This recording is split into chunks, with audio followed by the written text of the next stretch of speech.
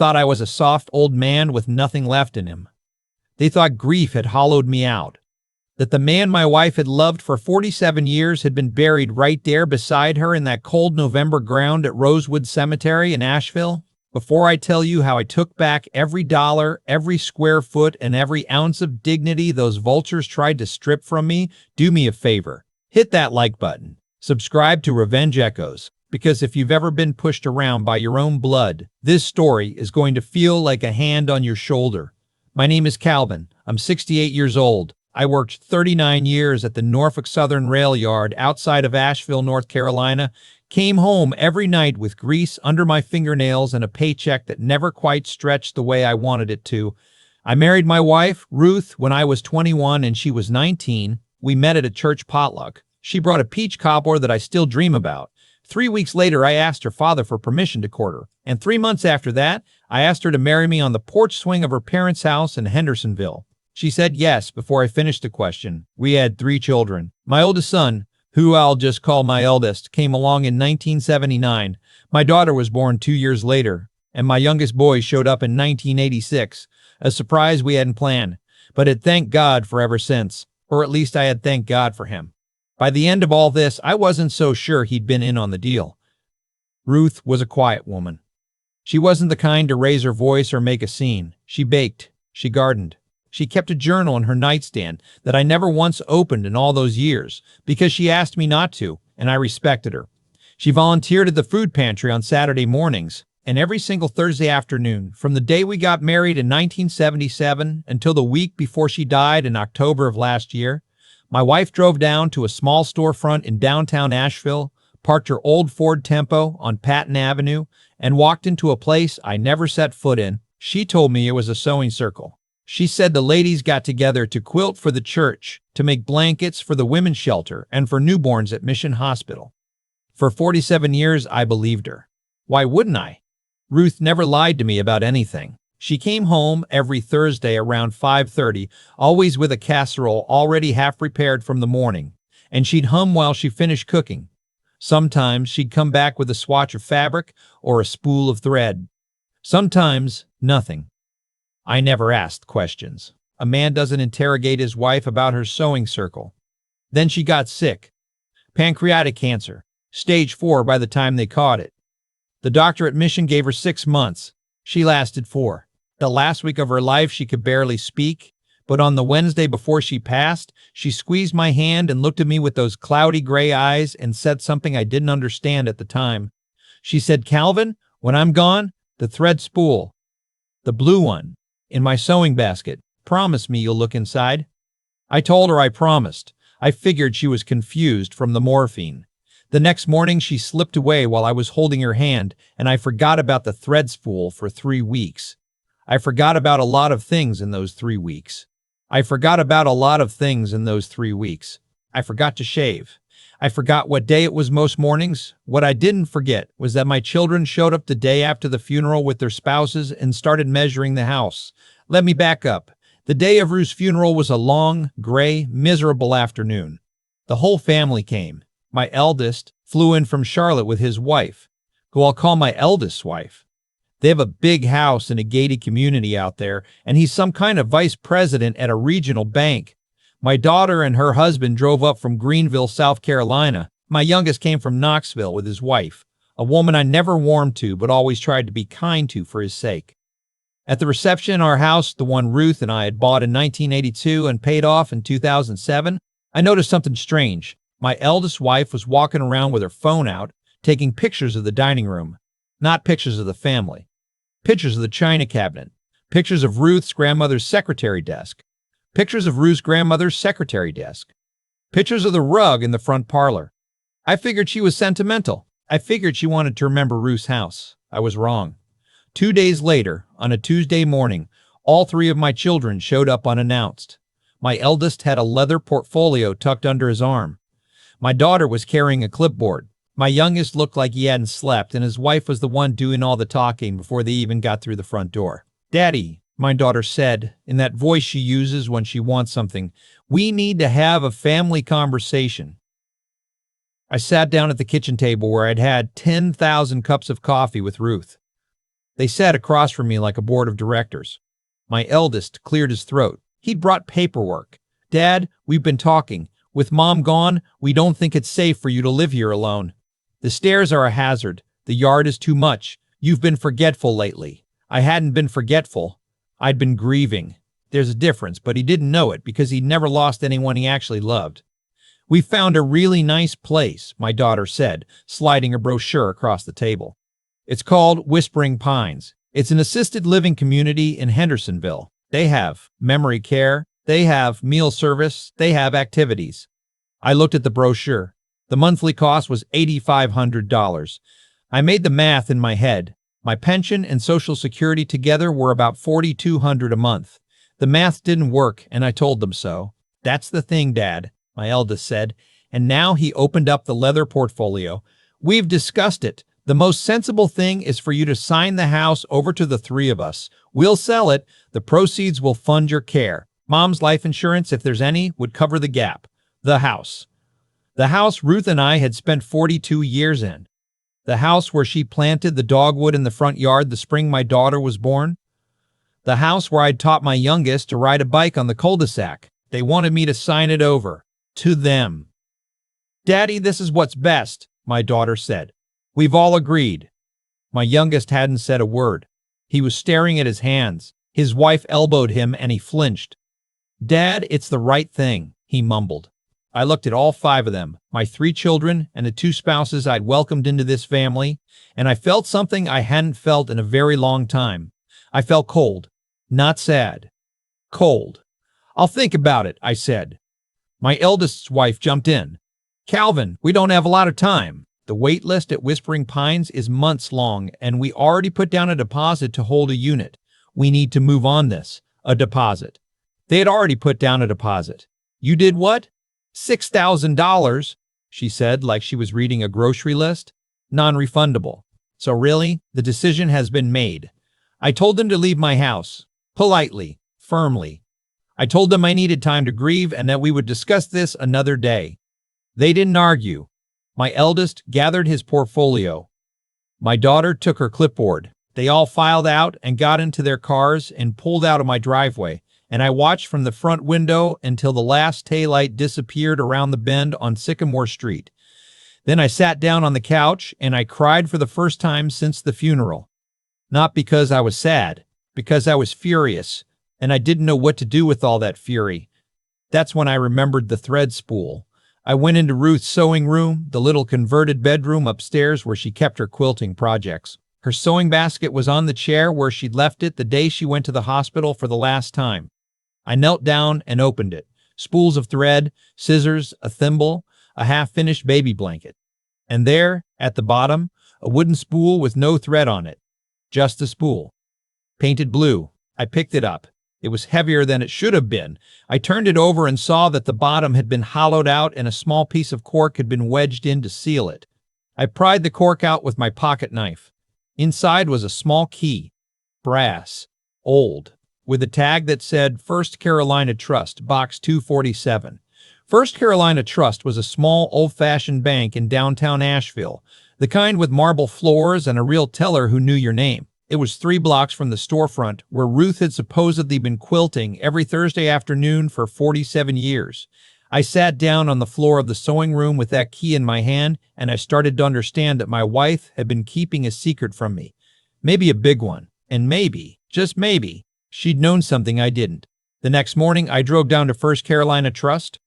I was wearing my Sunday suit because I didn't know what else to wear. I walked up to the front desk and showed the woman the key, and her face changed when she saw the tag.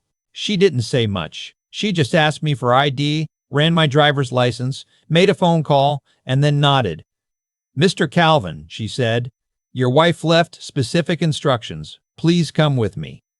She led me to a back office where an older gentleman was waiting. He stood up when I came in and shook my hand. His name was Walter, he said, and he'd been Ruth's personal banker since 1978. 1978, the year after we got married. Mr. H. Calvin, he said, your wife was one of the most disciplined clients I have ever had in 46 years in this business. She would like me to explain everything to you in the order she requested. Are you ready? I wasn't, but I nodded. He pulled out a thick manila folder. Starting in the spring of 1978, your wife opened a savings account in her name only. Every Thursday afternoon, without exception, she came in and made a deposit. Sometimes $5, sometimes 10. In the early years, never more than 20. As your income grew, so did the deposits. By the late 1990s, she was depositing sometimes $100 a week. She told me she set it aside from the grocery budget, from her side jobs sewing for neighbors, from selling baked goods at the church bazaar, from the small inheritance she received from her mother in 1991. He turned the folder around so I could see. In 1985, on my recommendation, she opened a brokerage account, conservative, mutual funds, index funds when those became available. She never panicked during a downturn. She never sold during the 2008 crisis. She just kept depositing every Thursday for 47 years. He slid a single sheet of paper across the desk. The number at the bottom of that page was $1,842,000. I had to read it 3 times. My ears were ringing. My hands started shaking so badly that I had to set the paper down on the desk. "This is mine?" I asked. "This is yours," Walter said. "Your wife structured it as a payable on death account with you as the sole beneficiary. There is no probate. There is no waiting period. The funds are available to you immediately, in your name only. Your children have no legal claim to any of it. Your wife was very specific about that." He pulled out another envelope. "She also left this for you." It was a letter, in Ruth's handwriting. I recognized it before I even unfolded the page. I won't read the whole letter to you. Some things are private, and they're going to stay private. But I'll tell you what mattered. She wrote that she had loved me from the moment I walked her home from the church potluck in 1976. She wrote that she had known even then that I was a generous man, and that generous men sometimes need to be protected from their own families. She wrote that she had watched her own mother be talked out of her savings by my wife's brothers and sisters when her father died, and that she had vowed, the day she sat at her mother's bedside in 1991, that no one would ever do that to me. She wrote that she had seen the way our daughter-in-law, my eldest's wife, had looked at our house at Christmas dinner 3 years ago. She wrote that she had heard our youngest wife on the phone in our own bathroom, talking to someone about how much our property would be worth when we were gone. She wrote that she had not told me because she didn't want to break my heart, and she wrote in the last paragraph, "Calvin, when they come for you, and they will come for you, do not be soft. You have been soft your whole life because I asked you to be. I am not asking anymore. Use what I built. Stand up straight. Show them who I married." I sat in that office for a long time. Walter brought me a glass of water and didn't rush me. When I was ready, he walked me through the rest of it. The investment accounts, the CDs, a separate emergency fund Ruth had built specifically for legal expenses, anticipating, as she put it in the letter, that I might need a lawyer. She had even given me the name of one. A woman named Gloria, who had an office 2 floors above the bank. I went up to Gloria's office that same afternoon. Gloria was about my age, sharp as a tack, and she'd been waiting for me. Ruth had retained her 3 years before she got sick. 3 years. "Your wife," Gloria said, "was the most thorough client I have ever represented. I want you to understand what I am about to tell you. Your house, the one on Sycamore Street, is not in your name. It is not in your wife's name. It is held by a revocable trust that your wife established in 2018, with you as the sole beneficiary and successor trustee. Your children have no claim. None. Even if they had power of attorney, which they do not, they could not force a sale." She slid a binder toward me. "Your wife also flagged some unusual financial activity on your joint accounts. 6 months ago, your eldest wife was added as an authorized user on a credit card associated with your home equity line. She has, to date, charged just under $14,000 to that card. Your wife discovered it during her last hospitalization. She instructed me to freeze the account, but not to confront anyone. She said you would handle it when the time came." $14,000 charged to my equity line by a woman I welcomed into my home. While my wife was dying, I went home that night and I sat on the porch swing where I'd asked Ruth to marry me. I didn't cry. I didn't yell. I just sat there with the autumn wind coming through the dogwoods, and I thought about the woman I had been married to for 47 years, who had been quietly building a fortress around me brick by brick for nearly half a century. and who had loved me so much that she had spent her last good months making sure I would never be helpless. I wasn't soft anymore. The softness had walked out the door the moment I read that letter. I called my eldest the next morning. I told him I'd thought it over. I told him I was ready to discuss the future. I asked him to bring his brother and sister and their spouses to the house on Saturday at 2 o'clock. I asked him to bring the paperwork from Whispering Pines. I told him I wanted to settle everything in one meeting. He said, "Dad, that's wonderful. We're so proud of you for doing the responsible thing." I almost laughed. But I didn't. Saturday came. They arrived in a convoy. My eldest and his wife in the Mercedes, my daughter and her husband in the Lexus, my youngest and his wife in the SUV. They came into my house with smiles like Thanksgiving morning. My eldest's wife had brought a tray of muffins from a bakery, like she was buttering me up for the kill. I'd asked Gloria to be there. I'd introduced her as a friend who'd stop by. They didn't think anything of it. An old man's friend having coffee, harmless. We sat down at the kitchen table. My eldest opened his portfolio.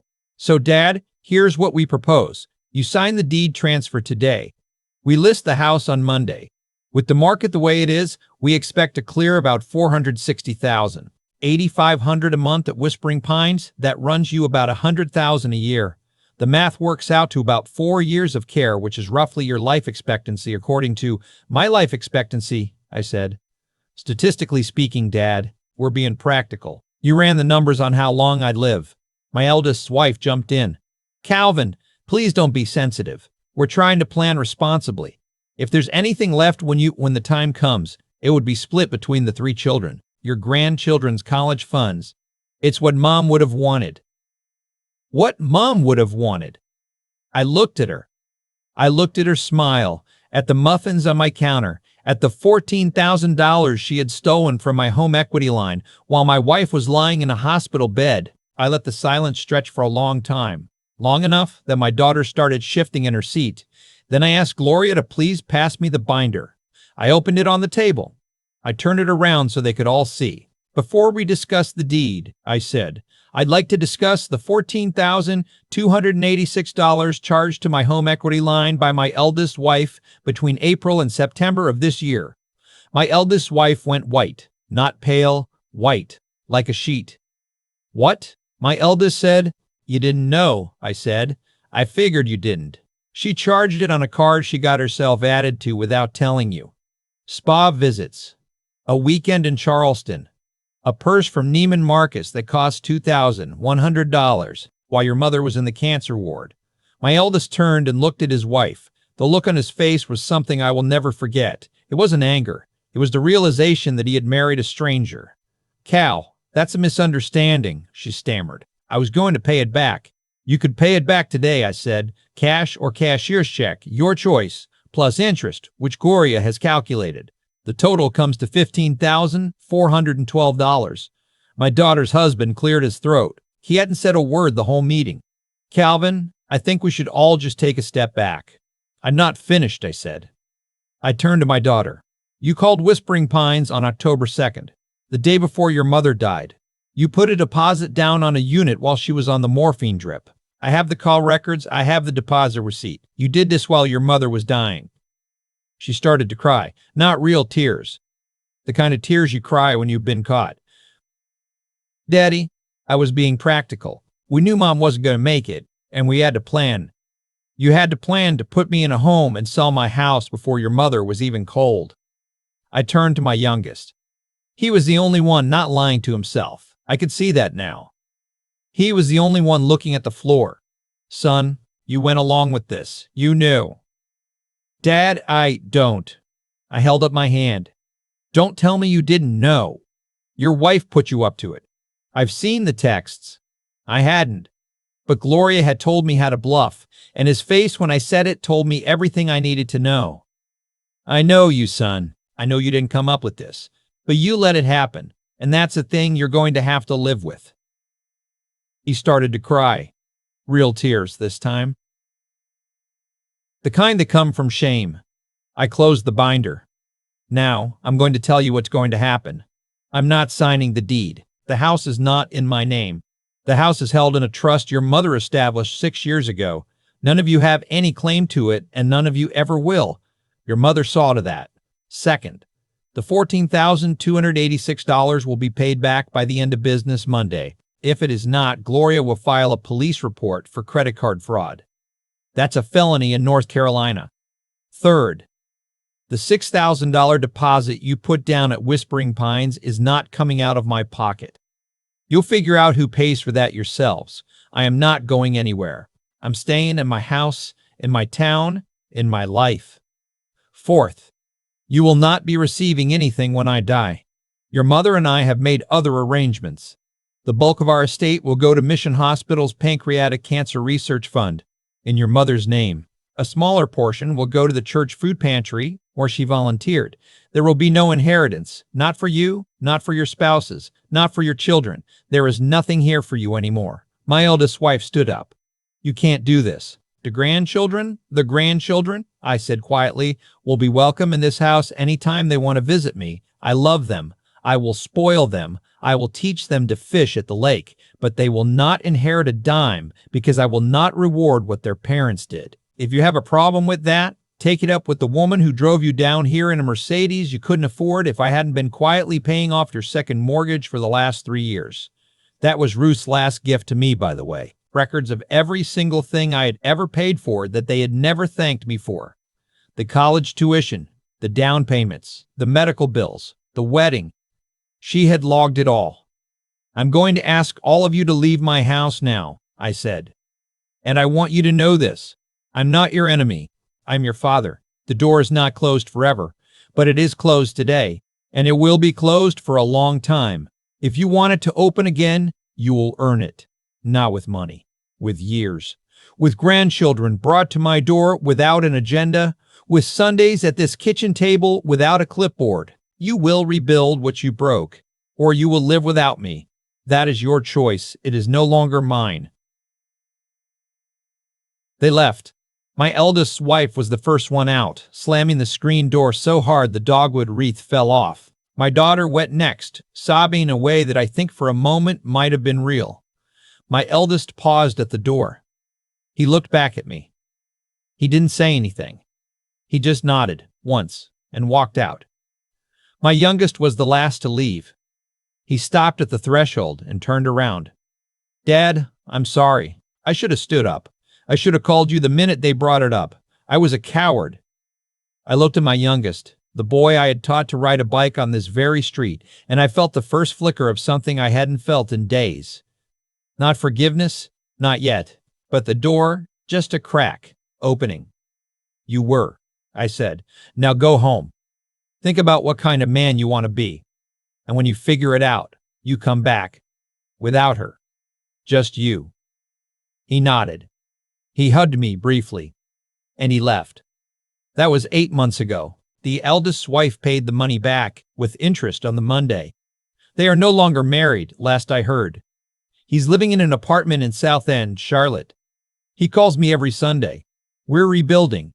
My daughter has not spoken to me since that day. Her husband sent me a Christmas card. She did not. That's all right. She knows where I live. My youngest came back 4 weeks later, without his wife. He sat at this kitchen table and cried for 2 hours and told me everything she had been planning, including things I had not known. He's moved out. He's in counseling. He brings his kids over every other weekend. We fish at the lake on Saturday mornings. He's doing the work. I sleep upstairs in the bed I shared with Ruth for 47 years. I keep her sewing basket where she left it. I haven't moved the blue spool. Sometimes, when the house is quiet at night, I take it down and hold it in my hand, and I think about her. Sitting in that bank office every Thursday afternoon for nearly 50 years, building me a fortress one quiet deposit at a time. She wasn't quilting. She wasn't volunteering. She was protecting me. I've donated $300,000 to Mission Hospital's Pancreatic Cancer Fund in her name. There is a plaque now, in the cancer center waiting room, with her name on it. I go visit it sometimes. I sit in the chair across from it, and I tell her how things are going. I'm 68 years old. I've got a few more good years in me. I'm spending them on my own porch, in my own house, with the grandchildren who deserve me and the children who are willing to do the work to earn their way back. If you've ever been pushed by your own family, if you've ever been told you're soft, If you've ever wondered whether the quiet love of a good spouse can outlive them and protect you long after they're gone, I want you to know something. It can. Mine did. Don't be soft. Stand up straight. And if you've got a Ruth in your life, you tell her thank you while she's still here to hear it. If this story moved you, hit that like button. Subscribe to Revenge Echoes for more, and drop a comment below telling me about the quiet hero in your own life. I read every one. Until next time, friends, be well, stand tall. I've been sitting on this porch for 42 years, and I've never once thought about it the way I think about it now. The dogwoods Ruth planted are still here. The swing where I asked her to marry me still creaks the same way. But the man sitting on it has changed, and I want to tell you what I've learned, because maybe it will save somebody out there a few years of being soft when they should be standing up. Every choice we make plants a seed. I've come to believe that more deeply than almost anything else. Ruth made a choice in 1978 when she was 20 years old to put $5 in a savings account every Thursday afternoon. $5? That's nothing. That's a sandwich, but she made that choice for 47 years without missing a week, and that choice grew into a fortress that protected me when I couldn't protect myself. Meanwhile, my children made their own choices. They chose to look at our house and see a payday. They chose to call the nursing home before their mother was even gone. Those were seeds too. And the harvest came due the day they sat across from me at that kitchen table. I used to think being a good father meant giving money, giving second chances, giving the benefit of the doubt no matter how many times I was disappointed. I was wrong. Real love sometimes means refusing. Real love means letting the people you raised feel the full weight of what they've done, because protecting them from consequences is just teaching them they can do it again. The kindest thing I ever did for my youngest was tell him to go home and figure out what kind of man he wanted to be.